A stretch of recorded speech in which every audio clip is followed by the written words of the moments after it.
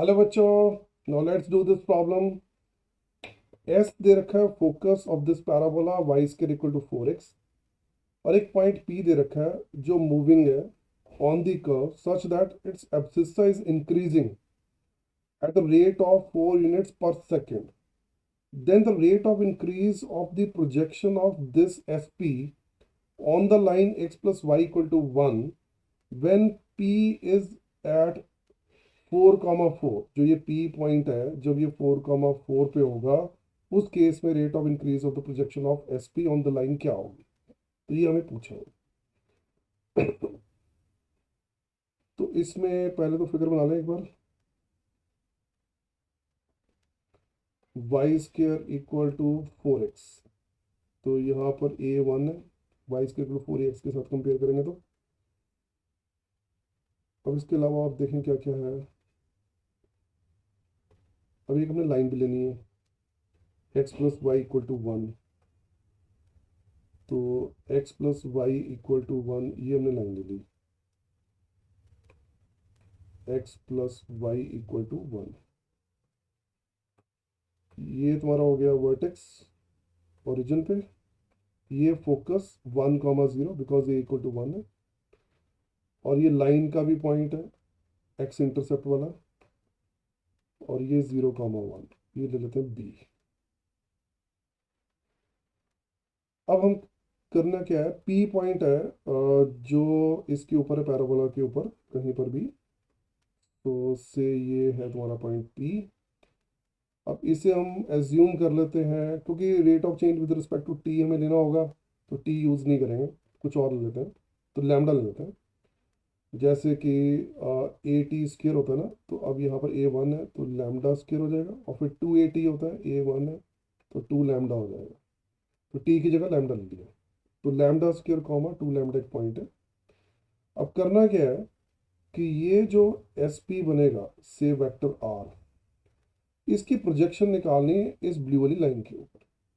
अब प्रोजेक्शन कैसे निकालेंगे, डॉट प्रोडक्ट के साथ, तो उसका जो रेट ऑफ चेंज है वो क्या होगा वो फाइंड करना है। तो ये मान लो P प्रोजेक्शन होगी, तो इसका रेट ऑफ चेंज बताना होगा क्या है। तो नाउ लेट्स डू दिस। तो सबसे पहले क्या करोगे, वेक्टर R बनाओगे, तो वेक्टर R जो कि SP है, तो lambda square minus 1 times I cap plus 2 lambda J cap. अब इसको हमने लाइन के ऊपर प्रोजेक्ट करना है, तो लाइन की जो वेक्टर होगी, लाइन की डायरेक्शन वाली वेक्टर होगी, तो वो SB vector which is equal to minus i cap plus j cap आ गई। अच्छा, अब हमें चाहिए प्रोजेक्शन। नाउ प्रोजेक्शन मान लो ये P है, वो क्या होगी, R vector dot SB vector upon SB vector का मैग्नीट्यूड, R वेक्टर की प्रोजेक्शन ऑन दिस लाइन। तो इसे कैलकुलेट करते हैं तो क्या आ गया, minus of lambda square minus 1 plus 2 lambda, और नीचे इसका मैग्नीट्यूड आ गया √2। ये प्रोजेक्शन होगी P। अब हमें दे क्या रखा है कि जो एब्सिस्सा है उसका रेट ऑफ चेंज दे रखा है, तो एब्सिस्सा यानी कि लैम्डा स्क्र, तो इसका derivative with respect to T ये दे रखा है 4। तो इसको डेरिवेटिव डिफ्रेंशिएट कर देंगे तो 2 times D lambda by D T equal to 4 आ गया, इंटू लैम्डा भी। अच्छा, ये वाला लैम्डा जो है, क्योंकि P पॉइंट 4,4 है, which is actually lambda square comma 2 lambda, तो इससे लैम्डा की वैल्यू में पता चल रही है 2। तो एट P के ऊपर जो D lambda by D T बनेगा, अब लैम्डा को डाल देंगे उस केस में 2, तो ये 1 आ गया, 4 इक्वल टू 4 कट जाएंगे तो 1 आ गया। तो at P D lambda by D T की वैल्यू आ रही है 1। अब हमें निकालना क्या है, DP बाई डी टी। तो DP बाई डी टी जब हम निकालेंगे तो इसको डिफ्रेंशिएट करेंगे सिंपली, तो minus of 2 lambda plus 2 by √2 into D lambda by D T. अब ये तो 1 ही है, और लैम्डा इक्वल टू 2 है, तो देखें कितना आ गया, फिर -4 प्लस 2 हो गया, ऊपर -2 नीचे √2 इंटू 1। अब ये कट के कितना आ गया, -√2।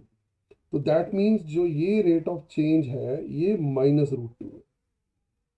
तो बेसिकली तुम यहाँ देख सकते हो जैसे जैसे पी को मैं ऊपर लेके जाऊंगा तो ये जो प्रोजेक्शन है इसकी लेंथ कम होती जाएगी। तो ये नेगेटिव इंक्रीज है, it means it is decreasing. तो डिक्रीजिंग भी बोल सकते थे, पर इसमें रेट ऑफ इंक्रीज पूछा हुआ है तो अब वो -√2, that is the A answer. अगर यहाँ डिक्रीज पूछा होता तो फिर हम √2 आंसर टिक कर देते। ठीक है ना। तो आई होप तुम्हें ये सारी वर्किंग समझ आ गई बेटा। चलो see you in the next problem.